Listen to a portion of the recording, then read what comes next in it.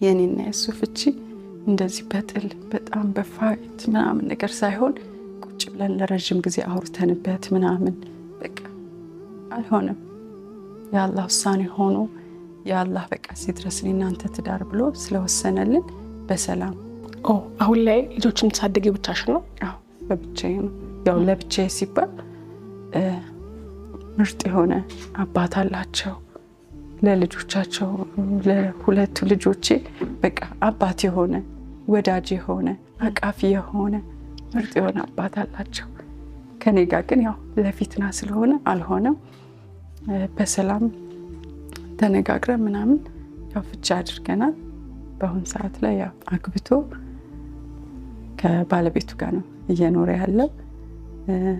በዚህ በአጋጣሚም በራሴ ገጽ ላይ ዊሽ አድርጌለታለሁ፣ ጽፌለታለሁ። ከልጆቼ ጋር ሆነን ደግሞ ጠርተን ሰርፕራይዝ አድርገነዋል፣ ስጦታ ሰጥተነዋል። ስለ አዲሱ ትዳር የተሻለ እንዲሆንለት ልክ የኛ ትዳር በሄደበት መንገድ እንዳይሄድ አላህ እንዲያሳምርለት በሚል ዊሽ አድርገንለታል። እኔም የራሴ ገጽ ላይ ጽፌያለሁኝ እና ሁልጊዜ ምኞቴ ነው ያደኩበትም ካልቸሬም ስለሆነ ከኔ ጋር ስላልሆነ መጥፎ ይግጠመው የሚል ሴት አይደለሁም።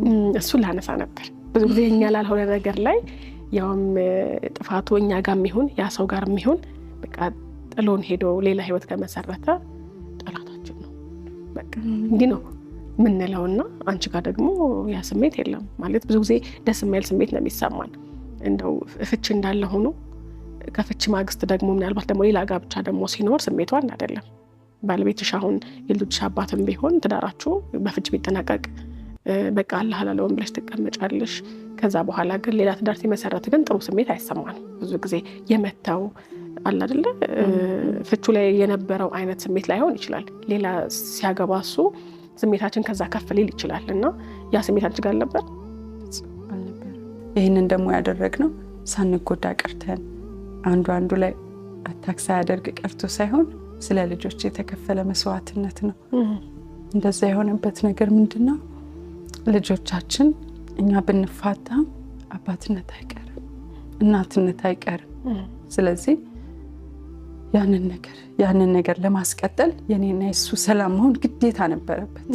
ስለዚህ ይሄ ሰው ባለቤቴ ባይሆን ይሄ ሙስሊም ወንድሜ ነው በቃ ከዚህ በኋላ። ስለዚህ ለልጆቼ ሰላም ስል የባሌ ሰክሰስፉል መሆን በቃ ምን ብዬ ልንገርሽ፣ ከኔ ከተፋታ በኋላ ያለው ህይወቱ ጥሩ መሆኑ ምን መሆኑ ለኔ ሳይሆን ለልጆቼ ጠቃሚ ነው ብላ የምታስብ ሴት ነኝ። ስለዚህ ሁሌ በቃ ቢዝነሱን ጠያቂ ነኝ። ሁኔታውን መልኩን በፊት ሳላየው ረጅም ጊዜ ቆይ እንዴት ነው አባታችሁ ደህና ነው ከሳ ጠቆረ ልጆች ጠይቃለሁ።